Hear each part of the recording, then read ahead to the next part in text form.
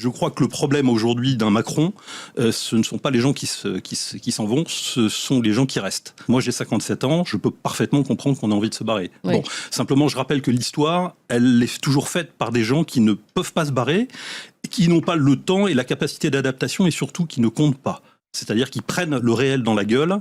Et ces gens-là, à un moment donné, quand vous les avez sur leur âble, c'est très difficile de ne pas terminer pendu à un lampadaire. Les révolutions sont toujours faites par les gueux.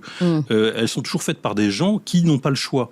Les gens qui sont doués, qui ont de l'argent, qui ont des capacités d'adaptation, ils en ont toujours un petit peu plus quand même quand ils restent sur le territoire. Et ils ont toujours plus de trucs à défendre. Ils ont toujours le coût de l'immobilier et les prévisions de la rentabilisation de leur investissement immobilier à calculer. Bref, ces gens-là comptent, calculent, anticipent. Ceux qui sortent dans la rue et qui bousculent l'histoire, ce sont ceux qui n'ont pas cette profondeur. On parle en géopolitique, vous savez, on parle de profondeur stratégique pour les États. Pour les personnes, il y a une forme de profondeur stratégique aussi. Il y a des tas de gens qui n'ont pas de profondeur stratégique, qui n'ont pas d'argent d'avance sur leur compte en banque, qui n'ont pas de capacité d'adaptation. Et ce sont ces gens-là qui, à un moment donné, changent le cours de l'histoire. Ce ne sont jamais les expatriés, évidemment, puisqu'ils sont partis, mais ce ne sont jamais ces profils d'expatriés non plus avant qu'ils partent, qu'ils la changent. Je veux dire, les bourgeois ne bougent jamais.